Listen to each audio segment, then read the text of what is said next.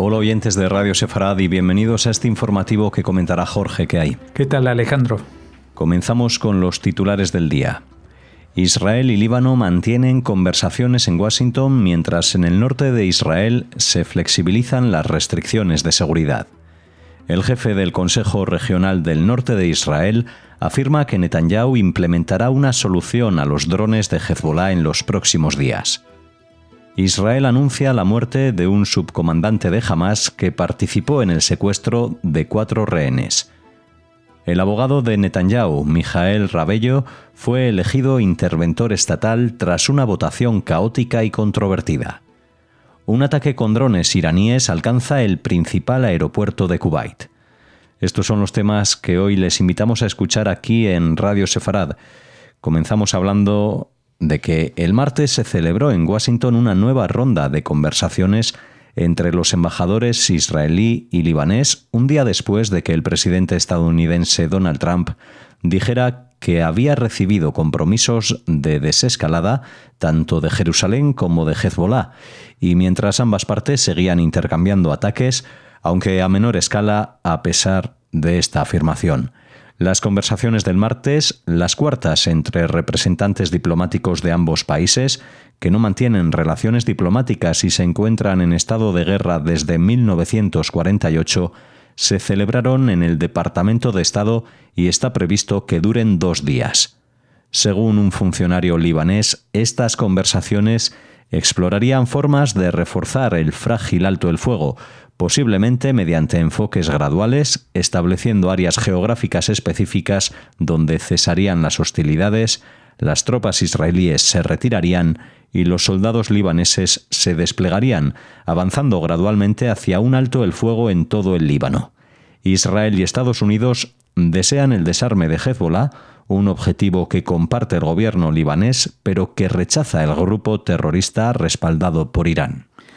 Bueno, un poco de esto ya se había hablado estos días pasados. Ya saben que Israel estaba a punto de bombardear Beirut, había advertido a la población. Luego Trump se enfadó con Netanyahu y le dijo que no haga eso. Israel reculó y volvió a las posiciones anteriores, dejó Beirut sin atacar, pero todavía había escaramuzas contra fuerzas de Hezbollah en el sur del país y Hezbollah seguía lanzando misiles contra el norte de Israel. Parece que en estas últimas horas la situación se va calmando un poquito más y todos intentan de alguna manera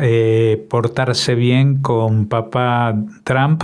que es el que está auspiciando estas conversaciones en Washington entre las delegaciones de Israel y Líbano. Unas conversaciones que, sea cual sea el resultado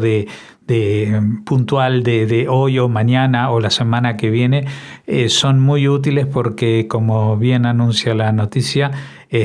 Líbano está en estado de guerra con Israel desde que se estableció el país en 1948. Eso es una anomalía que habría que subsanar. Las autoridades políticas del Líbano ya han tenido un acercamiento en los años pasados por el tema de la explotación del gas natural en el mar frente a sus costas, una zona que a veces tenía una disputa territorial con la zona de influencia también de la costa israelí.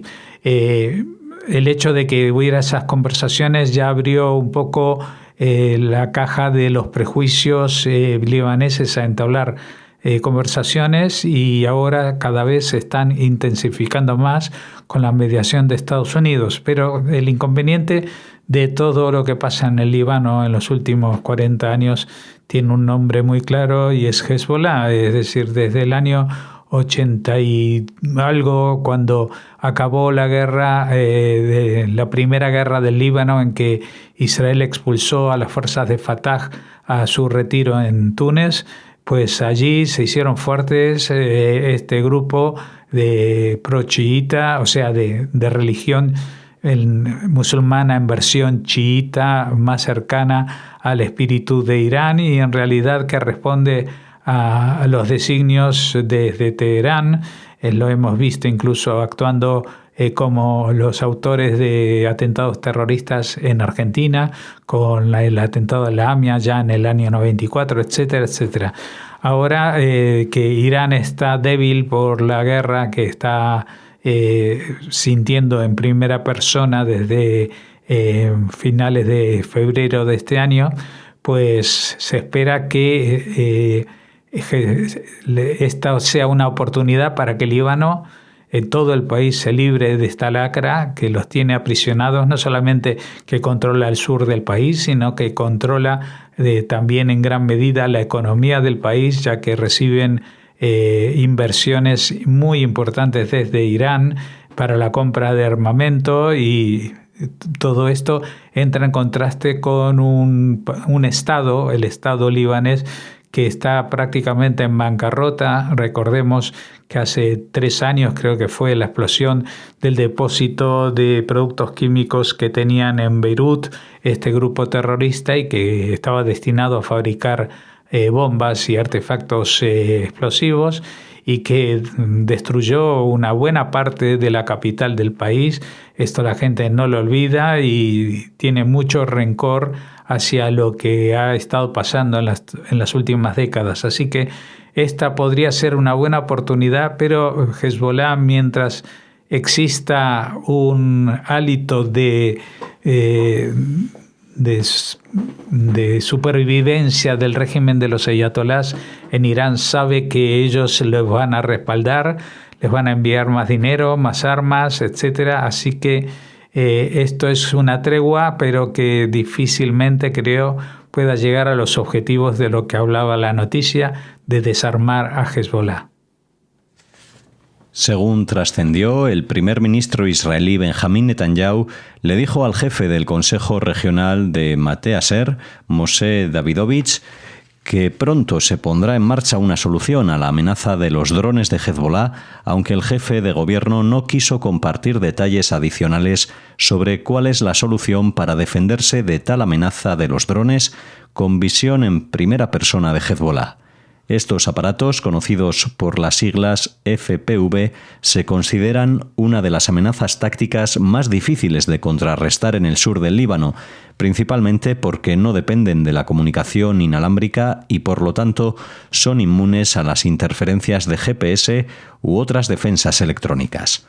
Funcionan conectados físicamente al controlador del operador mediante un cable de fibra óptica ultrafino, lo que permite un control continuo y preciso de la aeronave hasta el momento en que el dron impacta o intenta impactar un objetivo. Netanyahu también informó a Davidovich de la decisión del gobierno de destinar 1,5 millones de euros a la protección y a los beneficios fiscales anticipados para los residentes y las empresas de la zona. Bueno, estamos hablando de la zona norte, la zona más cercana a la frontera libanesa y por tanto la más amenazada y castigada por estos misiles de Hezbollah desde el Líbano, que aunque el grupo terrorista ha sido repelido, expulsado de la zona más cercana a la frontera, todavía sus misiles sí que llegan a impactar dentro del territorio israelí, produciendo no solamente víctimas humanas, sino también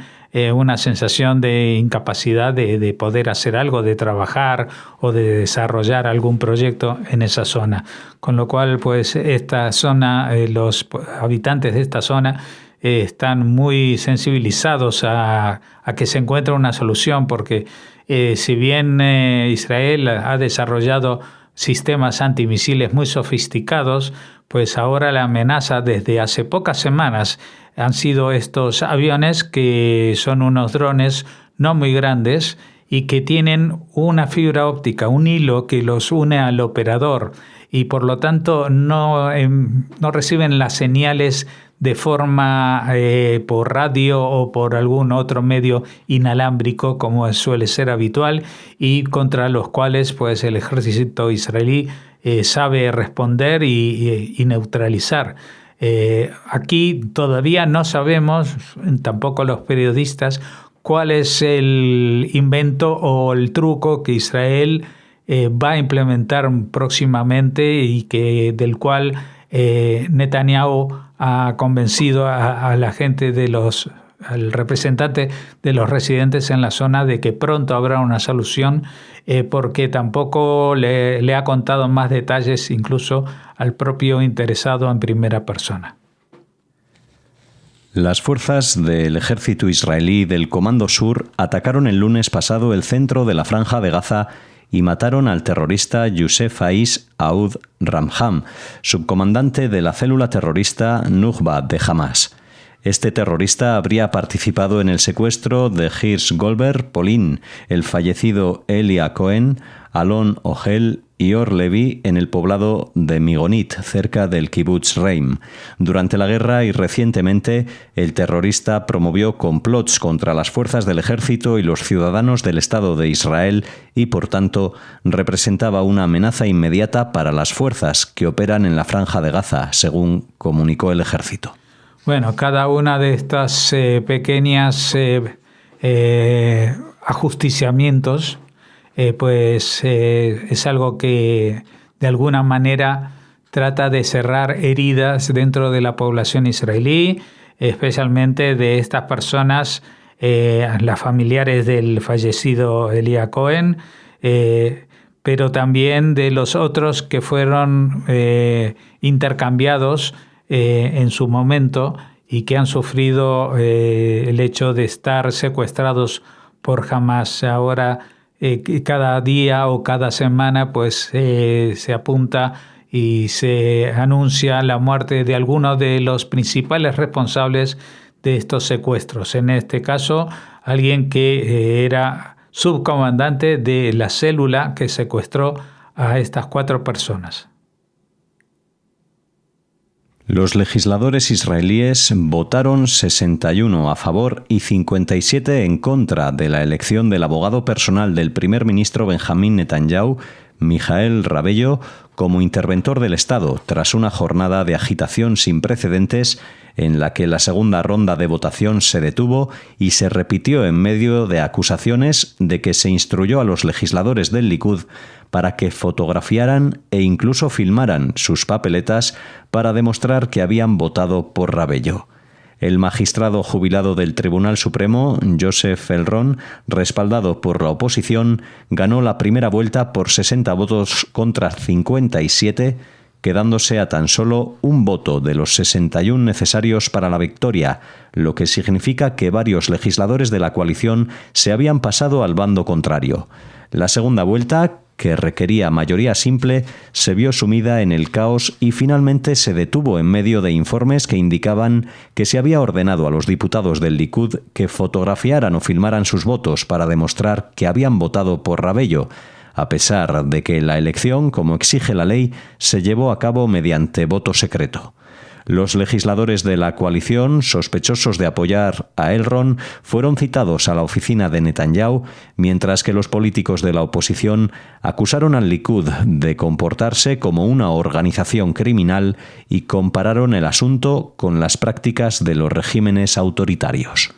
Bueno, primero vamos a aclarar una cosa. Esto del interventor del Estado es algo que en algunos países se conoce como abogado del Estado. Aquí en España creo que es la figura del fiscal general del Estado, es decir, el mayor representante del Estado en procesos que tienen que ver con asuntos de la nación, ¿no? Es un